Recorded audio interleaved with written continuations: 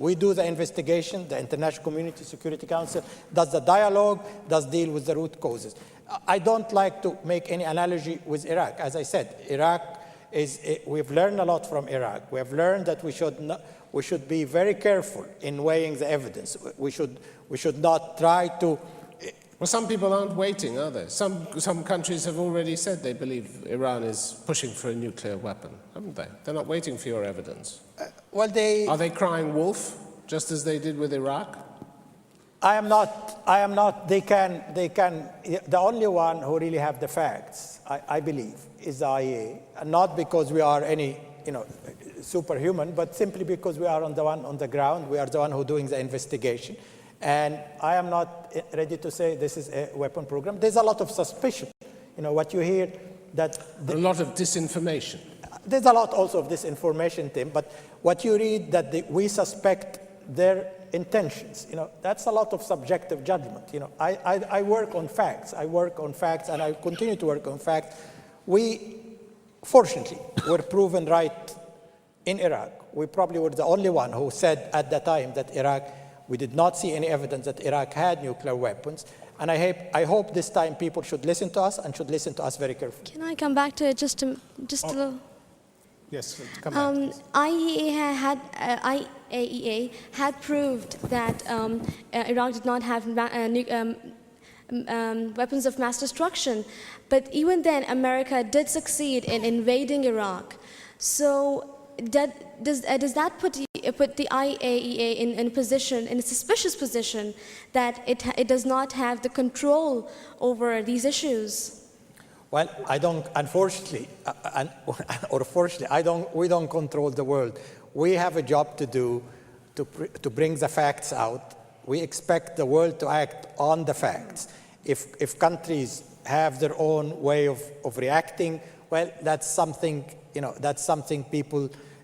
people will obviously have their own different views on it. But you have seen also in Iraq, but because we were not able to say that, we did not say that Iraq had nuclear weapon, that the Security Council was quite divided. So it was not that there's a lot of people who were ready to listen to us at that time. And I think right now, in hindsight, everybody's saying we made a mistake and that the IAEA were right. So everybody learned through experience. And I think there's a lot of lesson we learned from Iraq that, as I said, let's endure, let's try, dialogue, let's weigh carefully the facts, let's treat each other with respect. Use of force is not always the best way to settle our disputes. There's a lot of lessons I hope everybody is absorbing right now. All right, we'll go to a question from Fadan Al-Fadan, please. Many countries have voluntarily given up their nuclear programs like South Africa and Libya. Is it possible for major powers like the US and China to give up their major powers for the sake of humanity? I think you meant give up their nuclear weapons, didn't you? Yeah. Can they give up their nuclear weapons for the sake of humanity?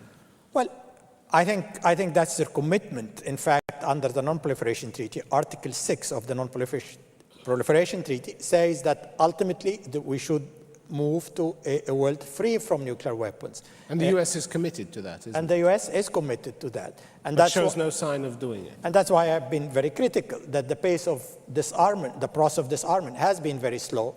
I mean, we still hear a lot of countries, weapon states saying we need nuclear weapons for our own security. Well, that's not the way we should be going. We should be going in the other direction. To be practical, however, we need to continue, to work for an alternative to the so-called nuclear deterrence. Lots of countries, not only the weapon state, but the countries that are party to the NATO alliance and others, rely ultimately in their survival on the so-called nuclear deterrence. We need to find another security system that is not based on nuclear deterrence, that's based, in my view, on the unity of the human family, on the sanctity of human life, on an effective Security Council that is working in unison, that is able to deter aggression without necessarily relying on these horrible weapons of mass destruction. All right. Let's go to a question, if we may, from Reem Al-Harami. Dr. Mohamed ElBaradei, since you won a Nobel Prize, how would you use your position to influence other governments regarding peace? Well, in a situation like Congo, 3.7 million people died in a span of 5 years.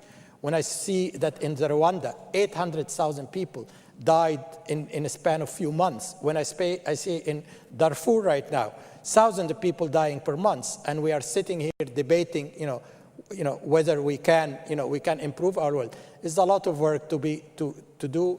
It's an individual responsibility of every human being, and I think every one of you should take that responsibility very seriously. Every one of us can make a difference. We should not just wait for our government. We should. I would probably quote Dwight Eisenhower, who recently, in the 60s, said that I believe that people want peace so much that at one point they'll push their government aside to achieve that peace. And I think if the government are not ready to do that, we should, as a human citizen, You're not suggesting regime change, are you? I'm suggesting a regime change in the way we treat each other. I'm suggesting a regime change in the way we manage our global